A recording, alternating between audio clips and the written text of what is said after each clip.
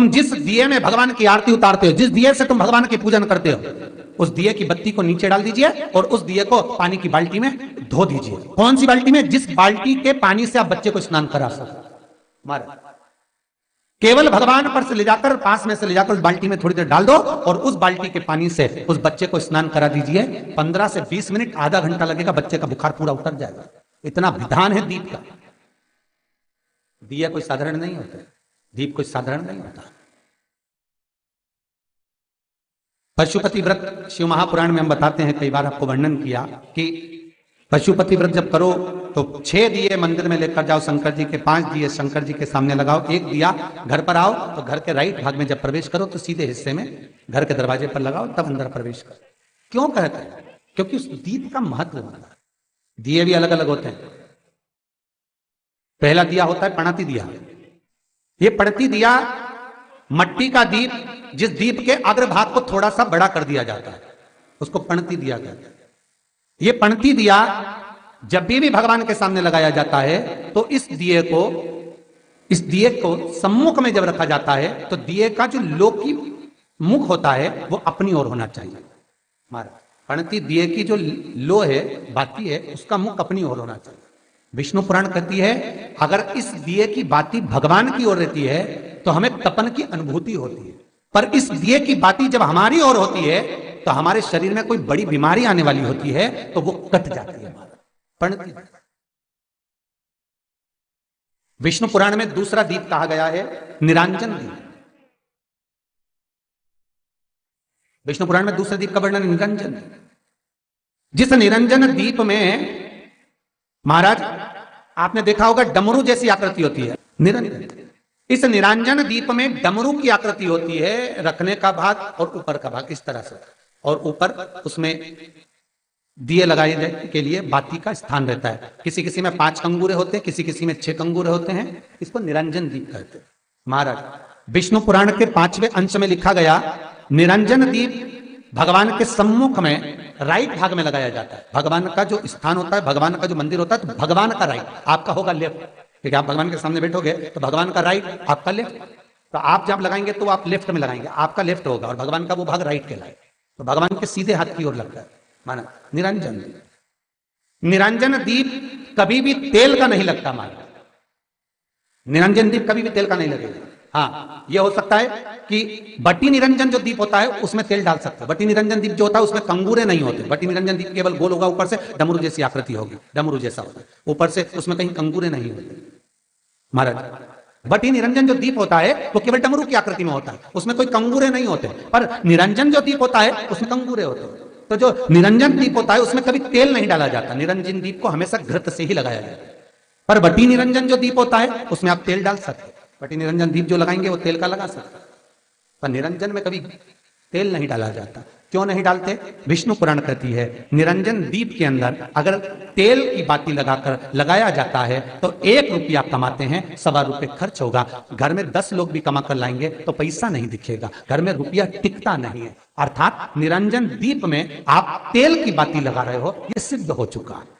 अब अगर आप यही बात किसी जगह पर पूछोगे, किसी आचार्य से पूछोगे हमारे यहाँ ऐसा हो रहा है, तो वो कहेगा तुम्हारी ग्रहदशा खराब हो रही है, तो उसने अंगूठी पहना दी। अंगूठी पहनाने के बाद भी घाटा खा गए। फिर पूछोगे महाराज हमने तो अंगूठी पहनी, नीलम पहना, पुगराज पहना, ये पहना, वो पहना, आराम नहीं लगा, तो कहा तुम्हारे यहाँ वास्तु का दोष है। वास्तु भी सही करवा लिया, उसके बाद भी सुख नहीं मिल रहा। अर्थात आपके दिए में जो आप बाती लगा रहे हो उसमें कुछ कमी है। उसको पहचानो। चतुर जो डॉक्टर होता है वो जरा सी देर में पकड़ लेता है कि इसको प्रॉब्लम हो क्या रही, और नहीं तो कहेंगे जांच कराओ, ये जांच वो जांच, और मालूम पड़े कुछ निकला नहीं, फिर भी शरीर में कष्ट का कारण क्या वो पकड़ा जाए। मतलब आप 1 रुपया कमा रहे हो, 1.25 रुपया अगर खर्च हो रहा है तो निरंजन जो दीप है उसमें तेल की बाती लग रही है, ये पक्का है, ये पक्का है। मतलब घर में पैसा टिक नहीं है। पैसा आ तो बहुत रहा है, बहू भी कमा रही, बेटा भी कमा रहा, दुकान से भी आ रहा है, किराए से मकान भी चल रहा है, वहां से भी बहुत कुछ आ रहा है, पर आखिर पैसा दिखता क्यों नहीं है? आया लाख रुपए रात को आए, 2-3 दिन में चले गए, बची नहीं कुछ भी। पत्नी के पास भी बेचारी वो माई के सल्ला के जोड़ के वो तो बताती नहीं, अच्छा थोड़ा सवाल कर, पर कमाई का धन नहीं दिख रहा।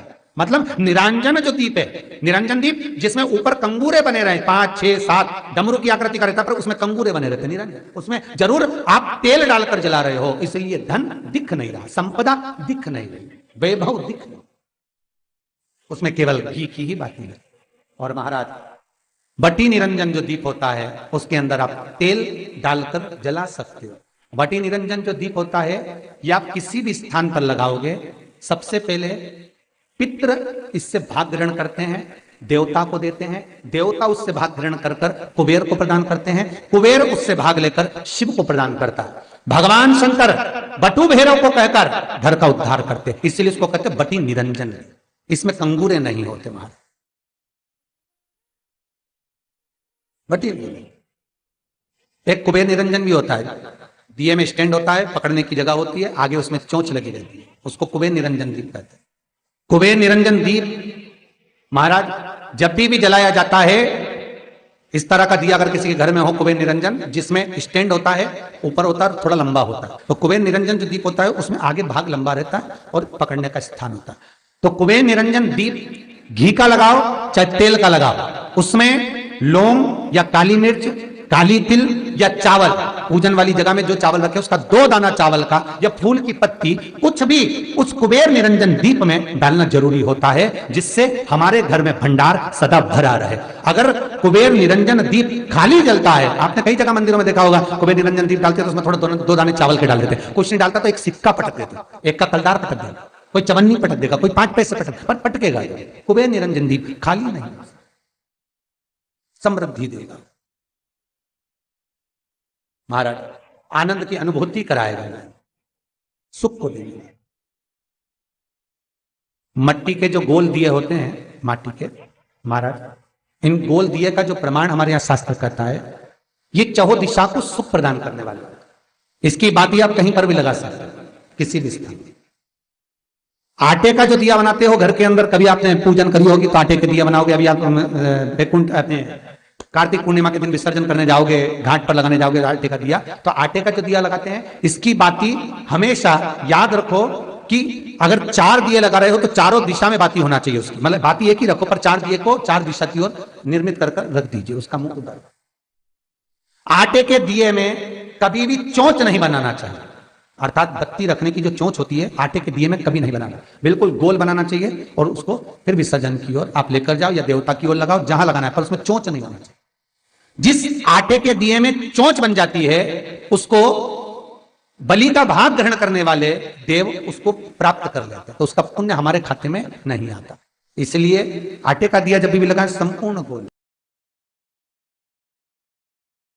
तुलसी बता देती है कि आपके घर की दशा क्या है, बार बार जल डालने के बाद भी तुलसी सूख रही है, बार बार आप पूजन कर रहे हैं, पाठ कर रहे हैं, तो भी तुलसी के दल सूख रहे हैं, तुलसी बता देगी कि तुम्हारे घर में तकलीफ आने वाली है, कष्ट आने वाला है, सूख रही है। किसी ने जरूर कुछ ना कुछ ऐसा है कि इसमें घर में कुछ तकलीफ आएगी, तुमने लगाया फिर सूखी, फिर लगाया फिर। तुलसा महारानी बता देती है कि कष्ट है, और जिस गमले की तुलसा घेर घमोर हो, फलित तो हो, आनंद में हो, तो उस घर में फिर दुख नहीं आता, समृद्धि खुद बढ़ती चली।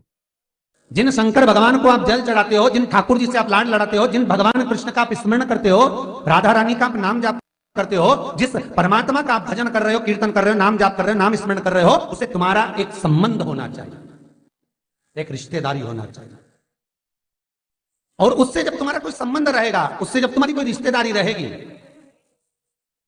तो उस रिश्तेदारी में जैसे ही आपके प्राण छूटे और छूटते से ही आप जब गए, जाते ही आप कहोगे कि कृष्ण से मेरा ये संबंध है, वो मेरा पुत्र, वो मेरा भाई, वो मेरा बेटा, वो मेरा सगा, वो मेरा रिश्तेदार, वो मेरा कुटुंबी, वो मेरा पुत्र। जब कहोगे तो तुरंत प्रवेश हो जाए। महाराज भगवान से संबंध होना चाहिए। कई लोग भगवान को सवेरे से रिझाने बैठते हैं तो भगवान को बनी बनाई बात कहते हैं, ये पाठ कर लो, ये पाठ कर लो, ये पाठ कर लो, ये स्तुति कर लो, सारा बना बनाया। तुमने अपने दिल से कौन सी स्तुति गाई? तुमने अपने दिल से कौन सा भगवान को निवेदन करा, कौन सा नमन करा? बस सवेरे उठना है, नहाना है, भगवान के सामने जाना है, भगवान को नहलाना है, कपड़े पहनाना है, अगरबत्ती